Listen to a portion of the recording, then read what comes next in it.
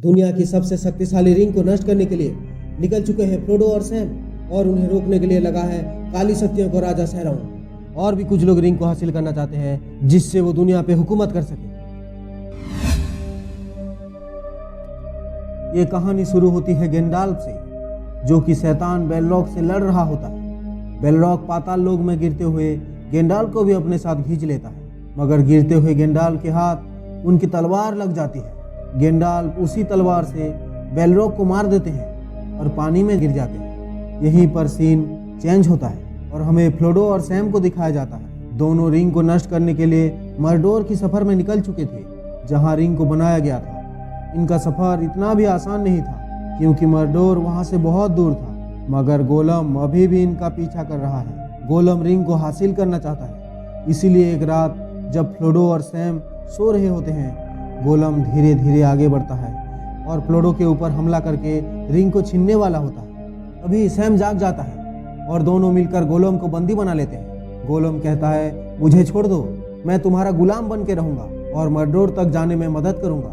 Frodo को भी उसके ऊपर दया आता है और फ्रोडो उसे आज़ाद कर देता है, मगर सैम को उसके ऊपर भरोसा नहीं था। गोलम, जो अब फ्रोडो का गुलाम बन चुका था, वो उन दोनों को आगे का रास्ता दिखाता है और तीनों मॉर्डोर की तरफ बढ़ने लगते हैं। दूसरी तरफ मेरी और पिपिन, जो कि फ्रोडो के दोस्त थे, जिन्हें ऑक्स यानी सैरॉन के सिपाही पकड़ के ले जा रहे थे। रास्ते में ऑक्स भूख के कारण आपस में ही लड़ने लगते हैं। तभी मेरी और पिपिन मौका मिलते ही एक जंगल में घुस जाते हैं। उसी वक्त रोहान देश के कुछ सिपाही आते हैं और सभी ऑक्स को मार देते हैं, मगर एक ऑक्स बच जाता है, जो कि मेरी और पिपिन का पीछा करते हुए जंगल में घुस गया था। तभी मेरी और पिपिन उससे बचने के लिए पेड़ पर चढ़ जाते हैं, मगर वो उन्हें देख लेता है और दोनों को मारने ही वाला होता है। तभी एक पेड़, जो कि एक एंड होता है, उसे पैरों से कुचल देता है। एंड एक प्रजाति के पेड़ होते हैं जो कि चल फिर सकते हैं और बात भी कर सकते हैं। वो मेरी और पिपिन को पकड़ लेता है और उन्हें सैरॉन के आदमी समझकर, जो कि जंगल को नष्ट कर रहे थे, उन्हें व्हाइट विजार्ड के पास ले जाता है। तभी व्हाइट विजार्ड को दिखाया जाता है, जो कि और कोई नहीं गेंडाल्फ होते हैं। गेंडाल्फ पाताल लोक में बेलरॉक को मारने के बाद व्हाइट विजार्ड बन चुके थे। गेंडाल्फ एंड को कहते हैं कि उन्हें सुरक्षित बाहर छोड़ दो, मगर रास्ते में एक पेड़ दोनों को जकड़कर मारने वाला होता है। तभी एंड आकर उन्हें बचा लेता है और अपने ऊपर बिठाकर आगे बढ़ने लगता है। दूसरी तरफ फ्रोडो, सैम और गोलम मॉर्डोर की तरफ बढ़ रहे हैं। रास्ते में फ्रोडो को कुछ होने लगता है। तभी सैम समझ जाता है कि सैरॉन का साया उनके आसपास ही है, इसीलिए तीनों एक जगह छुप जाते हैं। अभी वहाँ पे वो साया एक ड्रैगन के ऊपर बैठ कर आता है और उन्हें ढूंढने लगता है। साया उन्हें ना पाकर वहाँ से चला जाता है। गोलम फ्रोडो और सैम को एक दलदल के पास ले जाता है, जहाँ पानी के अंदर बहुत सारी लाशें पड़ी हुई थी। गोलम कहता है, ये लाशें इंसान, ऑक्स और एल्फ्स की है।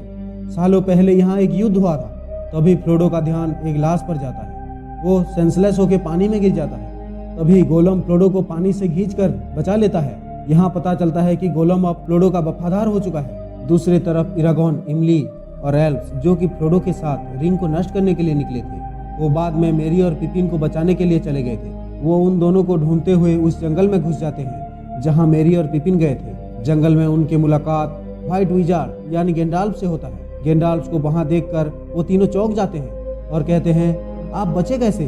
गेंडाल्फ उन्हें कहते हैं, बेलरॉक को हराने के बाद मैं व्हाइट विजार्ड बन गया, जो कि हमारे जादूगर समाज का एक सर्वोच्च पदवी है। पहले सैरमन इस ओहदे पे था, मगर सैरॉन के साथ मिल गया, इसीलिए अब मुझे व्हाइट विजार्ड बना दिया गया है। इरागोन गेंडाल्फ से मेरी और पिपिन के बारे में पूछता है। गेंडाल्फ कहते हैं, वो दोनों अब सुरक्षित हैं। गेंडाल्फ उन तीनों के साथ रोहान राज्य की तरफ जाते हैं, जहां रोहान के राजा सैरॉन के काला जादू के वश में थे। वहां पहुंचते ही रोहान राज्य के सैनिक उनसे उनका हथियार छीन लेते हैं, मगर गेंडाल्फ को बुजुर्ग समझ के उनसे उनका छड़ी नहीं लेते। गेंडाल्फ उसी छड़ी की मदद से राजा को काले जादू से बचा लेते हैं। वहाँ पे ऑक्स हमला करने वाले थे, इसीलिए गेंडाल्फ उन तीनों को वहाँ छोड़कर आगे मदद लेने जाते हैं और जाते वक्त इरागोन से कहते हैं, 5वें दिन की पहली किरण तक मेरा इंतजार करना, सूरज निकलते ही पूरब की ओर देखना। ये कहकर गेंडाल्फ वहाँ से निकल जाते हैं। वहाँ फ्रोडो, सैम और गोलम मॉर्डोर की गेट तक पहुँच जाते हैं, जहाँ सैरमन की सेना पहले से ही तैनात है, इसीलिए गोलम उन्हें एक दूसरे रास्ते से ले जा रहा था। रास्ते में तीनों एक इंसानों की सेना को देखते हैं, जो सैरोन से मिल चुके थे और इंसानों के खिलाफ लड़ने जा रहे थे। तभी उनके ऊपर और एक दूसरी सेना हमला कर देती है और सबको मार देती है, जो कि गोंडोर की सेना है।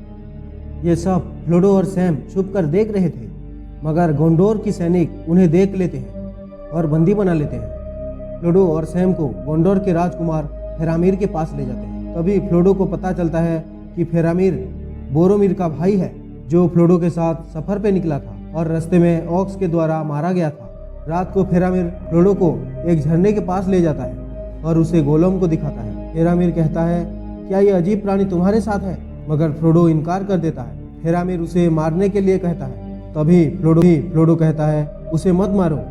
इसीलिए फेरामीर उसे बंदी बना लेता है। गोलम को लगता है कि फ्रोडो ने उसके साथ धोखा किया है और उन्हें कह देता है कि सैरोन का रिंग फ्रोडो के पास है। ये सुनते ही फेरामीर के मन में लालच जागता है और उन्हें बंदी बनाकर गंडोर राज्य ले जाता है। तभी हमें मेरी और पिपिन को दिखाया जाता है, जो कि एंड के साथ थे।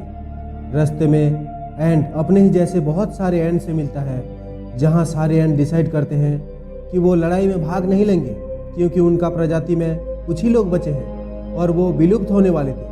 मगर पिपिन उस फैसले से दुखी हो जाता है और जानबूझकर एंड को उस तरफ ले जाता है जहां सेरेमोन रहता है। सेरेमोन ने अपनी हथियारों की फैक्ट्री के लिए बहुत सारे पेड़ों को काट दिया था।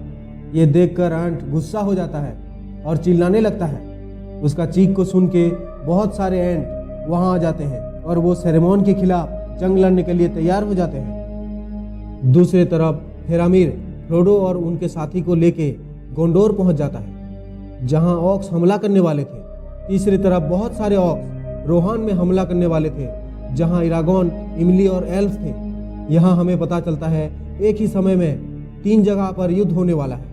पहली जगह जहां एंड्स सेरेमोन के हथियारों के फैक्ट्री और टावर पे हमला कर देते हैं और सारे ऑक्स को मारने लगते हैं। तभी सेरेमोन उनके ऊपर आग से हमला करवाता है, क्योंकि एंड्स आग से डरते थे। मगर एंड्स एक बांध को तोड़ देते हैं, जहां से बहुत सारा पानी तेजी से आकर सभी ऑक्स और सेरेमोन की फैक्ट्री को तहस नहस कर देता है और यहीं पे सेरेमोन हार जाता है। दूसरी तरफ रोहान राज्य पे हजारों ऑक्स मिलकर हमला करते हैं। रोहान की सेना उनके सामने बहुत कमजोर थी।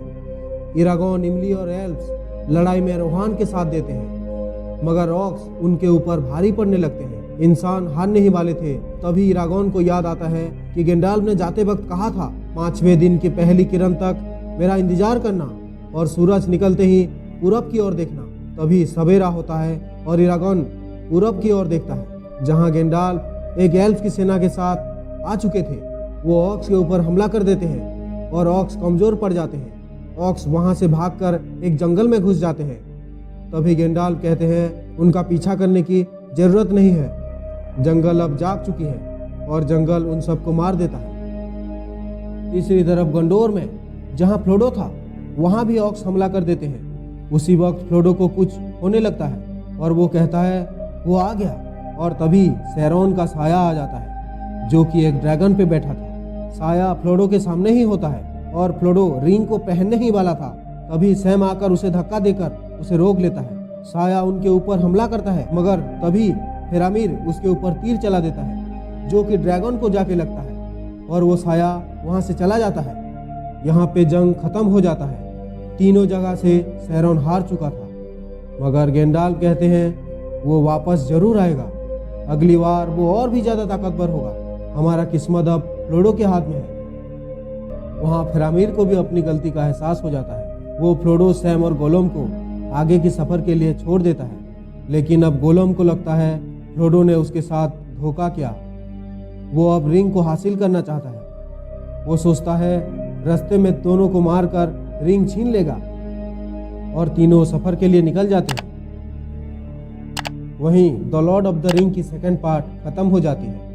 इसकी तीसरी पार्ट देखने के लिए हमारे चैनल द एक्सप्लेन वाला को सब्सक्राइब करना ना भूलें।